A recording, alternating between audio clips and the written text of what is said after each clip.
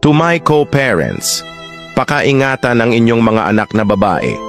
Kahit tatay niya pa yan, kahit tito pa niya yan, kahit kapatid pa niya na lalaki, or kahit na sino. Limitahan mo ang mga bagay na makapagdadala sa kanya sa kapahamakan. Huwag mo hayaan nakakandong yan palagi sa lalaki, or kahit kadugo mo pa, lalo na kung nasa 2 taong gulang pataas na ang iyong anak. Huwag mo sanayin ang anak mong babae na nakatabi matulog sa kapatid na lalaki. Tatay man lolo or tito or sa ibang bahay matulog, kahit nasabihin mong kamag-anak mo pa yung pinag-iwanan mo sa anak mo.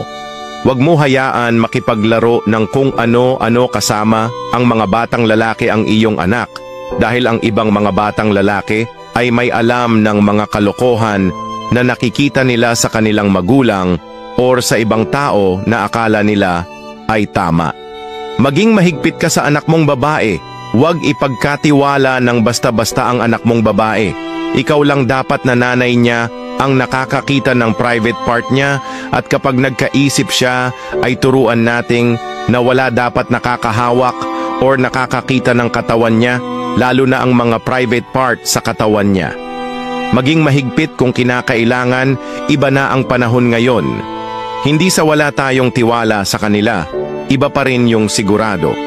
Dahil ang tukso wala nang pinipiling edad, lalo na kung lasing or adik.